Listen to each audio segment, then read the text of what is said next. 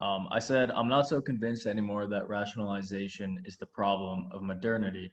Christian scholastics drew a lot from Greek philosophical tradition, such as Thomas Aquinas, being the Christian scholastic, not the Greek philosopher, obviously, and stated that one could know the truth of a God through reason alone, although there is also a component of faith that has to exist within Christianity for the actual Christian narrative, of course. Oh, Modernity seems to be descending into an irrational state where there is a denial of universal morality and an affirmation of relativity, and thus a denial of logos. Thoughts, Stefan? it's a great question as well. All right, so I'm going to talk a little bit about the naughtiest, nasty German incel we've ever heard of, naughty, nasty Nietzsche. And he's the type of guy that you read through him and you're just scratching your head because he doesn't like Socrates, for example. Well, he likes Socrates, but he thinks he's wrong. And you're kind of like, Socrates is like the famous philosopher who made philosophy. How can you not like Socrates? Like, what's that? What are you doing, Nietzsche? You're kind of going a bit crazy here. And he's like, yes, I am. And then Nietzsche proposes that Socrates was the sign of the Greek people degenerating into a fallen state. And you're like, what are you on about, man? What, really? And so the basic thesis here is that when your instincts are strong, when you're in a good shape, you can actually be extremely rational, irrational. When your instincts are strong, you don't need the truth. The truth is useless in some sense. His example, and this is going to trigger a lot of people, is that, the Christians don't have an accurate view of the world, in Nietzsche's opinion, but they took over the world. And it was more because like the Germanic people who were carrying it had these like horrible, intense, world conquering energies. They ruled Europe, and they ruled the Irish, the English Germanic people ruled England and Ireland, and they were world conquerors. They had strong instincts. And over a long period of time, what happens is those instincts get weak and you get out of your body and you kind of float up into reason and you start to overthink what's going on. And it's like the way that like you could be a massive hypocrite, but if you're winning, that's all that matters. There's a lot of game theory things they show where, they'll make little digi robots that like understand the truth and robots that just try to get to the next level of the game. The ones that go and try to evolve and get to the next level destroy the ones that want the truth all the time, consistently. It's a very, very basic idea. The truth is not that valuable. And so what happens then with this scary thought is that when your instincts get weak, your reason comes in to try help you explain what's happening. And so Nietzsche's saying that what you see with Socrates is that moment where the Greeks, these were the people who made Greek mythology, probably the most sophisticated religious system, bar perhaps Judeo-Christianity. Unbelievably so beautiful that even people like Freud and Jung used it for the majority of our conceptions like Oedipal and Narcissist.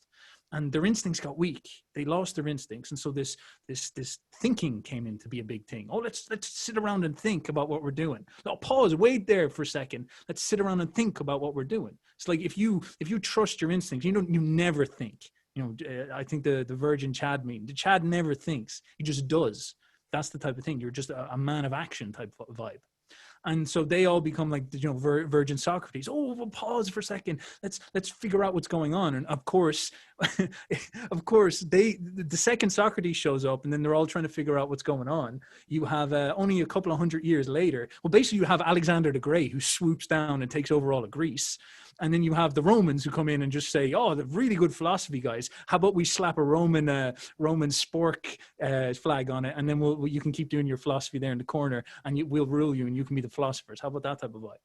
And so reason or reasoning or rationalizing, and of course if you look at left brain, right brain, you'll find that the sort of voice in your head rationalizing part of yourself seems to have the centralization in the hyperconscious left brain, the ego, if you will, which is again a very, very scary thing.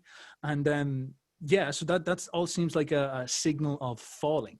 And so as Nietzsche would go on to say that, of course, as you're saying, this whole journey between Socrates and Christianity, and Nietzsche would even accuse Christianity, like he's a big fan of Christ, but he'd even accuse Christianity of stuffing all our elite thinkers into little churches that are promoting a philosophy of anti-body, anti-life, anti-instincts, which means that we further fall up into our head, which actually ironically leads to this brilliant laser focus on abstract thinking, very left-brained, which actually creates science, which then through the laser focus of science turns back on the religion and starts to question its own reality, which actually just exposes the religion as irrational and then destroys it and then puts us in the God is dead state.